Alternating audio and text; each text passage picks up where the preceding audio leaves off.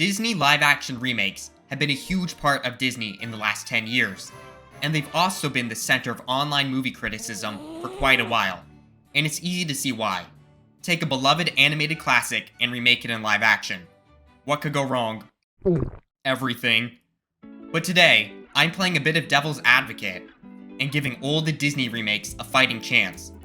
Not only will I be ranking all the remakes from worst to best in accordance to how good of a movie it was, but also how it compares from original movie to remake. I originally planned not to include movies like Cruella and Maleficent due to them being more of a reimagining than an actual remake, but I ended up including them. But I won't, however, be including any sequel to a remake, which means 102 Dalmatians, Maleficent 2, and Alice Through the Looking Glass won't be on this list. Starting off in last and least place is Dumbo 2019. I am not a fan of the original Dumbo, so my expectations were extremely low, but it managed to blow past them, downwards. The movie's kind of terrible. Compared to other remakes Disney has done, this one falls more in line with the reimagining category. The original movie was under an hour in length, but the remake is almost 2 hours. How did they do this? Change the main character to someone else, make it unbearably long, and barely have the elephant in it at all. Well then who is the main character? Not the mouse Timothy, because he's not in the movie. The brand new main characters are a family circus act that aren't very interesting. The Lion King is easily one of Disney's most iconic movies, and my second favorite. So it makes sense that they would eventually remake it, but not in live action. There are no humans in this movie, which means the entire movie is CGI, so it's not even a real live action remake. But Disney considers it one, so it counts towards its list. It's definitely technically impressive, but it's also in an uncanny valley, where yes it looks good, but it always looks a little bit off. Especially when they move their mouths. Help me! It reminds me of those old Cats vs. Dogs movies, which they made 3 of those by the way, and the third one was as recent as 2020. Also, I would like to add, Civil War copied the Cats vs. Dogs poster. The music is also just not very good, especially when compared to the original. Scar's song is absolutely ruined. The original had such a visually distinct tone, but here he just stands around, mumbles a little bit, and that's it. No green fire coming from the ground or hyenas marching. Scar also just looks like a normal lion now, opposed to his old and iconic look, which I much preferred. The hyenas are also not nearly as good in this movie. They take out the fun personalities from the original and just make them all forgettable. Edwin from being a crazy guy to sometimes standing too close to Bonsai. And Can You Feel the Love Tonight literally takes place during the day. The Lion King remains a fantastic movie, and if you were to ignore the original ever existed, this is a passable movie, but an inferior way to experience it. I don't know why anyone would ever choose to watch this version, which is the main reason I'm putting it this low on the list. Like a lot of the other remakes, it unnecessarily increases the runtime and adds nothing to the movie. Also, Pumbaa is Seth Rogen. Last year, Pinocchio was getting a ton of attention. There was the Del Toro Pinocchio, which I still haven't seen, but I plan to watch eventually. The Pauly Shore one, which I'll never watch, and the Disney remake that was getting a ton of hate online, to the point you would think Pinocchio had done something horrific. But no, it's just boring and everyone has already forgot it existed. And the music is also pretty bad. Other than that, it's just a longer and worse version of the movie overall.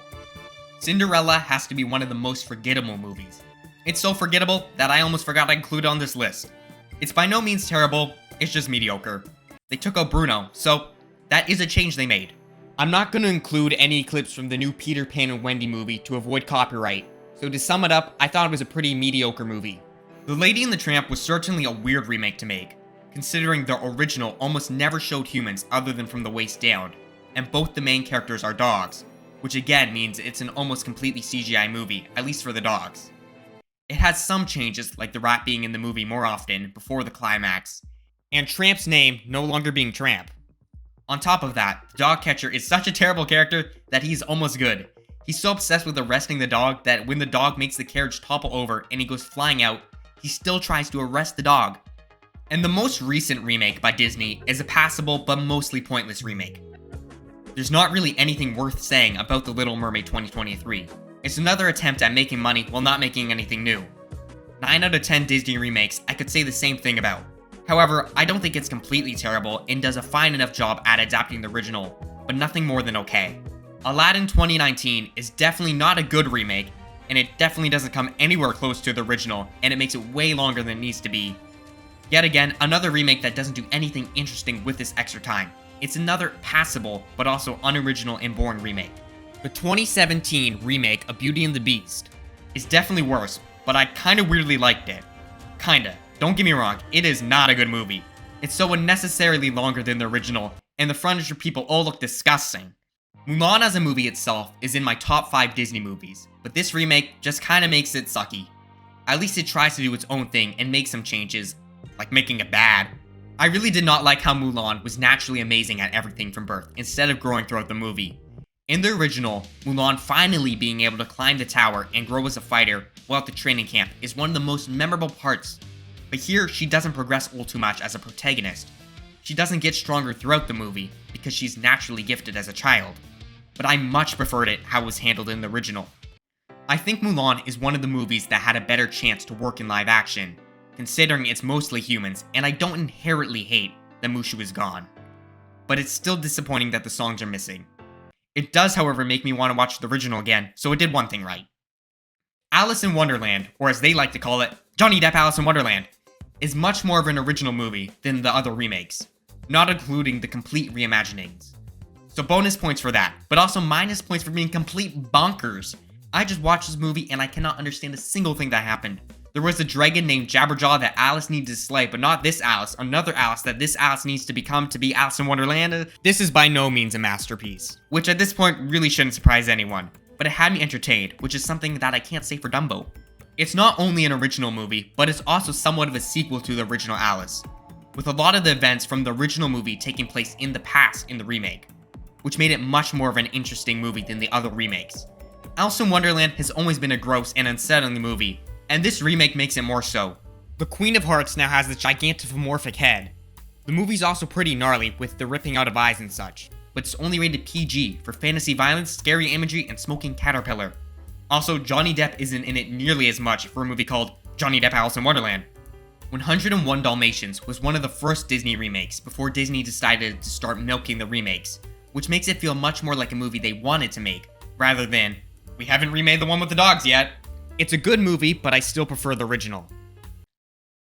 The Jungle Book is a solid remake and a decent movie. A lot of people would probably like it, including myself.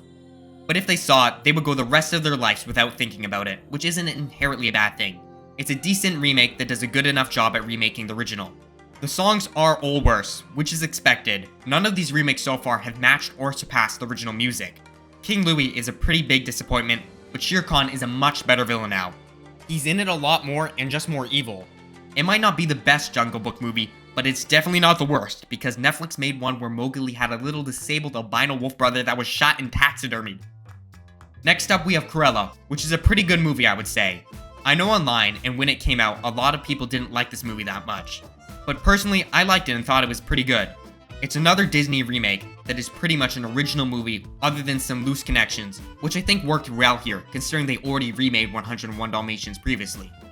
Maleficent is another movie I would say is good. It does something that I do love as far as Disney remakes go, trying to make an original movie.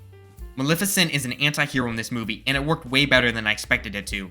The villain is now the king, and I found myself much more engaged while watching this than any of the one-to-one remakes. Christopher Robin is the last and best Disney remake in my opinion. It's by far the one that tries to be the most unique and isn't really a direct remake of any Winnie the Pooh material, but rather a celebration of the entire franchise. It's a surprisingly adult movie, with a lot of mature themes, like not being there enough for your children. And it's a good movie too, one that I would recommend checking out. I also loved all the Winnie the Pooh characters in the movie and thought they brought a lot of comedy to a quite serious movie. Most of the Disney remakes range from bad to mediocre, but there have been a few good ones. Christopher Robin is by far the best in my opinion, but if we were only counting remakes that stick closely to the original story, I would have to go with The Jungle Book.